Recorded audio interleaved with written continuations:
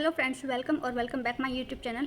कैसे हैं आप सभी? आई होप आप सब बहुत अच्छे होंगे। और अगर आपने इस वीडियो पे क्लिक किया मीन्स आप 2024 को टारगेट कर रहे हैं, तो मैं फ्रेंड्स यहाँ पर आपको इन डिटेल जो किसी और कोई और यूट्यूब पर जल्दी से नहीं बताता, मैं कंप्लीट डिटेल आपको दूंगी क्वांट के बारे में, और आपको किस सोर्स से तैयारी करनी चाहिए और कितने मार्क्स का आता है और आप मैक्सिमम मार्क्स कैसे गेन कर सकते हैं, ये सारी मैं नॉलेज आपको दूंगी इन डेप्थ। तो फ्रेंड्स आप बने रहिए। तो हम स्टार्ट करते हैं, लेट्स नाउ।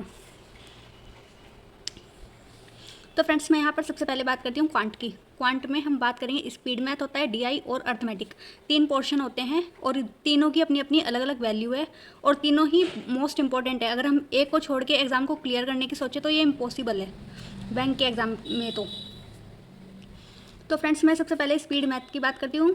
ये ज़्यादा से ज़्यादा 7 से 15 मार्क्स का आता है। मैंने 5 लिख दिया था तो मैंने काट के 7 कर दिया। पीओ के एग्ज़ाम में 7 मार्क्स का भी आ जाता है। जो अगर हमारा एग्ज़ाम डिफ़िकल्ट लेवल का या मॉडरेट लेवल का होता है तो 7 मार्क्स का आता है पीओ में। वैसे 15 या 20 मार्क्स का भी आ जाता है। मैंने 20 लिखा नहीं, आप नोट कर सकते हैं अपनी नोटबुक में, जहाँ पे भी आप नोट कर रहे होंगे तो 20 कर देना इसको, ठीक है। इसके बाद डीआई की बात करते हैं। डीआई के 10 से 15 सेट 10 से 15 क्वेश्चन आ जाते हैं। अगर हमारी 15 क्वेश्चन मैंने इसलिए लिखा, कभी कभी क्या होता है 3 सेट डीआई के दे देते हैं पीओ के एग्ज़ाम में, या फिर इजी लेवल के कलर में कैसलेट डाल देते हैं, पीओ में भी कैसलेट डाल देते हैं। तो मैं आगे बताऊंगी क्या है कैसलेट वगैरह सब। इसके बाद अर्थमेटिक के 10 से 15 क्वेश्चन आते हैं। कभी कभी 10 भी आ जाते हैं और कभी कभी 15 भी आ जाते हैं। इसके बाद अभी मैं बात करूंगी कि कौन से जो एग्ज़ाम है अभी लाइनअप है। फ्रेंड्स यहाँ पे सबसे पहले मैं बात करूंगी आरबीआई असिस्टेंट, जिसका एग्ज़ाम 21 और 23 को होना था, बट आज ही नोटिफिकेशन आया, एक और डेट रिलीज़ कर दी उन्होंने, 18-19 कर दी, डेट को आगे एक्सटेंड कर दिया। तो अगर फ्रेंड्स अब हमारे पास आप देख सकते हैं, हमारे पास आज 6 तारीख है। मैं 7 को अपलोड करूँगी वीडियो, इसलिए मैं बता रही हूँ कि 7 तारीख से आप मानो 7 तारीख से लेकर अगर 18 को भी हमारा एग्ज़ाम होगा, अगर आपने फॉर्म फिल किया होगा तो हमारा एग्ज़ाम 18 तारीख को है। हमारे पास एक बहुत बढ़िया अपॉर्चुनिटी है फ्रेंड्स। मैं तो इससे काफ़ी ज़्यादा खुश हूँ क्योंकि मेरा एग्ज़ाम है और मुझे तैयारी का अच्छा खासा मौका मिला है इसलिए। इसके बाद एसबीआई क्लर्क, इसका तो अभी नोटिफिकेशन नहीं आया, कुछ पता नहीं इसके बारे में मुझे। एसबीआई पीओ का देखते हैं, अभी 25 से 30 दिन तो है ही एसबीआई पीओ में भी। और मैं फ्रेंड्स बता दूं, इन सब के 35 क्वेश्चन आएंगे। ये जो एग्ज़ाम है ये 2023 में आएंगे। इसके अलावा 2024 के जितने भी एग्ज़ाम हैं आप सब क्लियर कर सकते हो। मैं जो स्ट्रेटजी बताऊंगी और जो सोर्स मैं बताऊंगी, अगर आपने वो कर लिए तो बस आपके सारे एग्ज़ाम निकलने ही हैं। तो फ्रेंड्स अब मैं आती हूँ अपने मेन मोटिव पर। फ्रेंड्स यहाँ पे मैंने कुछ कैलकुलेशन भी किया है, अभी बताऊंगी क्या है ये। सबसे पहले हम स्पीड मैथ की बात करते हैं। सिंप्लीफिकेशन, अप्रोक्सीमेट, ये तो 15 नंबर के मोस्टली आते हैं ये कलर के एग्ज़ाम में, और पीओ के एग्ज़ाम में 10 आते हैं। 7 से 10 क्वेश्चन, 5 भी आ जाते हैं इसके क्वेश्चन। तो मैंने कहाँ से सिंप्लीफिकेशन और अप्रोक्सीमेट को अपने तैयार किया है मैं बताती हूँ। सबसे पहले तो मैं फ्रेंड्स आपको बता दूँ, अगर आप बैंक की तैयारी अभी से शुरू कर रहे हैं, table, square, percentage to fraction, ये तो आपको याद करने ही करने हैं। टेबल 30 तक याद कर लो आप, काफ़ी हैं। स्क्वायर 40 तक याद करने, परसेंटेज टू फ्रैक्शन 20 तक याद करने। बस ये अगर आपने कर लिया, ये आपके टिप्स पर रटे होने चाहिए, बिल्कुल ऐसे याद करने हैं आपको। इसके बाद अगर आपने ये तीनों पोर्शन कर लिए, इसके बाद वायरल मैथ पे स्विच कर जाओ। अड्डा 247 पे नवनीत सर जो पढ़ाते हैं। फ्रेंड्स मैं आपको बता दूं, जब मैंने प्रिपरेशन स्टार्ट की थी सर कंटिन्यू पढ़ा ही रहे थे वायरल मैथ को, लेकिन उससे पहले मैंने देखा था सर ने ब्लैक मैजिक पे भी काम किया था और उसमें बहुत ज़्यादा शॉर्ट ट्रिक बताई है बेसिक से बिल्कुल। तो मैंने पहले वो ब्लैक मैजिक की कंप्लीट ऐसे थी, अभी मेरा एग्जैक्ट तो ध्यान नहीं है, लेकिन 20 या 25 वीडियो थी जिसे मैंने 10 से 12 दिन में कर दिया था देख के। और उसके बाद मैं डायरेक्ट लाइव पर स्विच कर गई थी, जो कंटिन्यू चल रहा है उस पर। तो मेरा सजेशन तो यही है कि आप भी ऐसा करो अगर आपने किसी और से की वीडियो नहीं देखी है। वैसे आप डायरेक्ट भी वायरल मैथ पे स्विच कर सकते हैं, अड्डा 247 के नवनीत सर पे। इसके अलावा अड्डा 247 की मैं क्विज से प्रैक्टिस करती हूँ, और प्रैक्टिस फॉर टेलीग्राम, जो टेलीग्राम पर 50 to 70 क्वेश्चन काफ़ी सारे सर हैं जो प्रोवाइड कराते हैं। स्टडीफाइड है, जैसे आशीष सर का है, और नवनीत सर का भी है चैनल, नवनीत तिवारी के नाम से।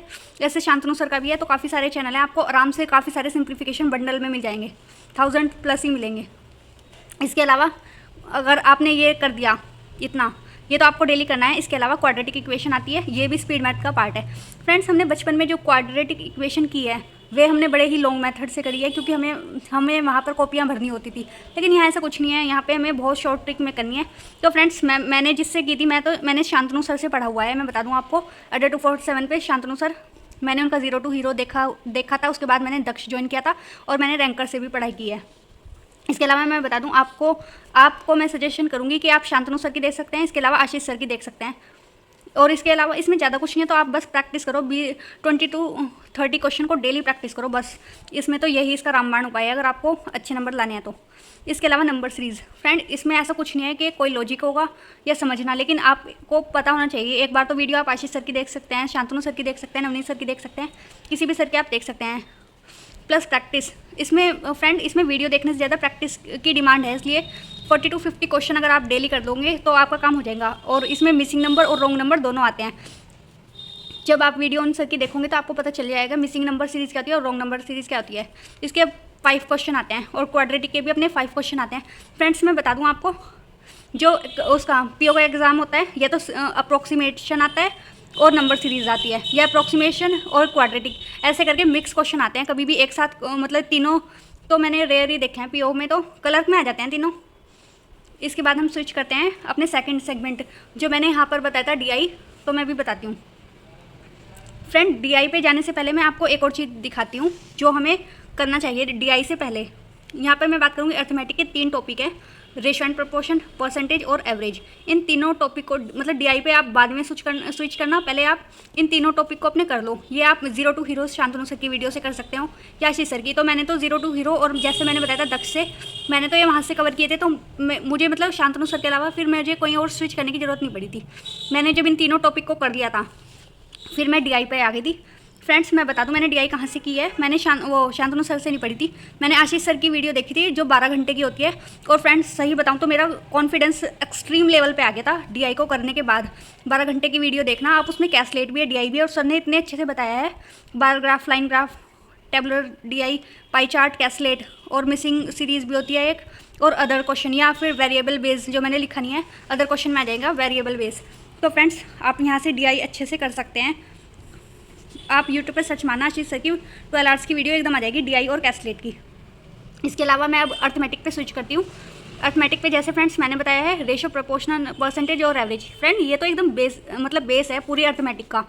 अगर हम ये 3 टॉपिक तो मतलब 101% करने ही हैं। इसके अलावा हमारी डीआई भी नहीं होनी, अर्थमेटिक भी नहीं होनी, और काफ़ी सारा पोर्शन हमारा छूट जाएगा। तो हमें ये तीनों टॉपिक तो सबसे पहले करने हैं और इनकी प्रैक्टिस अच्छे से करनी है। इसके अलावा अर्थमेटिक के जो टॉपिक आते हैं, एजेस, पार्टनरशिप और मिक्सचर एंड एलिगेशन, ये तीनों तो रेशियो एंड प्रपोर्शन पे डिपेंड करते हैं। थोड़ी बहुत इसमें परसेंटेज का भी यूज़ हो जाता है। इसके अलावा एसआई एंड सीआई और प्रॉफिट लॉस, ये दोनों एकदम अलग टॉपिक हैं। फ्रेंड्स शुरू में मैं साइंस बैकग्राउंड से हूँ, तो मुझे ये 2 टॉपिक जो है ना समझ में बिल्कुल भी नहीं आए थे। वीडियो देखने के बाद मैंने 2-3 बार वीडियो देखी, और एस क्वांट की मैंने बुक से भी करा था, तो मुझे समझ नहीं आया। फिर मैंने ये वाला टॉपिक शुरू में छोड़ दिया था। इसके बाद में time and work, speed math और इन पे मैं स्विच कर गई थी। फिर फ्रेंड लास्ट में मैंने जाके क्या काम करा, एस क्वांट को मैंने उठाया, SICI और प्रॉफिट लॉस को मैंने दोबारा से अच्छे से 2-3 बार उसके क्वेश्चन में रिवीजन करती रही। इसके बाद फ्रेंड ये दोनों टॉपिक मेरे सबसे फर्स्ट नंबर पे सबसे अच्छे तरीके से आते हैं मुझे। तो फ्रेंड आप भी अगर आपको कोई टॉपिक अटकता है तो प्लीज़ आप उसको स्किप मत करना, आप अच्छे से करना। एक बार रिवीजन करना, उसे छोड़ देना, उसके कुछ टाइम बाद फिर से रिवीजन करना, तो आपके माइंड में सेट हो जाएगा। मेरा तो यही मानना है, और मेरा हो भी गया था। SICI प्रॉफिट लॉस तो फिर भी थोड़ा बहुत होता था, लेकिन SI और CI तो बिल्कुल सिर के ऊपर से जाता था मेरे। इसके अलावा मैं बात करूँगी time and work, pipe and system. ये दोनों एक ही टॉपिक है, मतलब है तो अलग अलग चैप्टर, लेकिन सिमिलरली पैटर्न लगता है। तो इसमें टाइम का कॉन्सेप्ट होता है और इसमें पाइप और सिस्टम का कॉन्सेप्ट होता है। तो फ्रेंड इजी है ये दोनों टॉपिक काफ़ी। स्पीड, टाइम, डिस्टेंस और बॉट एंड स्ट्रीम, ये टॉपिक भी अच्छे से 2-3 बार आप कर लेना तो हो जाएंगे इजी। इसके बाद ये दोनों बिल्कुल अलग टॉपिक है, मेंसुरेशन और प्रोबेबिलिटी। ये टॉपिक ऐसे हैं मतलब आपके मेंस में भी काम आएंगे और प्री में भी। इनके ज़्यादा क्वेश्चन नहीं आते, 1 क्वेश्चन आता है, लेकिन अगर आपको 1 मार्क्स चाहिए तो आपको करने तो पड़ेंगे। तो फ्रेंड्स ये हो गया हमारा ओवरऑल क्वांट का पूरा डिस्कशन जो मैंने आपके साथ कर दिया है, और मैंने एक चीज़ बता दी है आपको कहाँ से पढ़ना चाहिए। तो मेरा सजेशन ये है, अगर आप बिगनर हैं तो आप प्लीज़ किसी का सब्सक्रिप्शन मत लेना। आप सबसे पहले यूट्यूब पर जाना, कई सारे सर की वीडियो देखना अच्छे से, और उनको प्रैक्टिस करना लगातार। तब देखते हैं आपकी मतलब काफ़ी सारे सोर्स मिल जाते हैं। अभी के टाइम में इतनी ज़्यादा अवेलेबिलिटी है क्वेश्चंस की, काफ़ी सारे क्वेश्चन मिल जाते हैं। फ्रेंड्स मुझे अपने टाइम पे पता नहीं था तो मैंने सब्सक्रिप्शन ले लिया था शुरू में ही। तो मैं तो आपको यही सजेशन करूँगी कि आप सब्सक्रिप्शन ना लें और आप अपनी प्रैक्टिस करते रहें। अगर आपका प्री भी क्लियर हो जाता है, मतलब जैसे आप अक्टूबर चल रहा है तो आप अपनी प्रिपरेशन करना यूट्यूब से। जनवरी फरवरी या फरवरी मार्च में जब आपका लगे कि प्री एकदम क्लियर हो गया और उसके सारे मॉक वगैरह ये भी अच्छे से आ रहे हैं, इसके बाद भी हमारे पास काफ़ी टाइम बचता है। उसके बाद आप चाहे यूट्यूब से मेंस पढ़ लेना, क्योंकि आशीष सर मेंस यूट्यूब पर भी पढ़ाते हैं। या फिर अगर आपको किसी और सर का समझ में आता है तो आप उसका सब्सक्रिप्शन फिर ले सकते हैं, इसमें कोई प्रॉब्लम नहीं है। तो फ्रेंड्स अभी मैं ये बता देती हूँ मैंने ये क्या लिखा था। ये अप्रोक्सीमेट के बारे में मैंने आपको बताया था। 58.9% को हम 60% 58.9 को हम 60 कंसिडर कर सकते हैं। ये हमारा अप्रोक्सीमेट होता है। ये मैं जब बताना भूल गई थी तो मैं बता दी। तो फ्रेंड्स अगर आपको मेरी वीडियो अच्छी लगी हो तो लाइक करना, कमेंट करना और बताना कि आपको नेक्स्ट किस टॉपिक पे वीडियो चाहिए। वैसे मैं सोच रही हूँ रीजनिंग के ऊपर ऐसे ही डिटेल में मैं आपके लिए वीडियो लेकर आऊँ।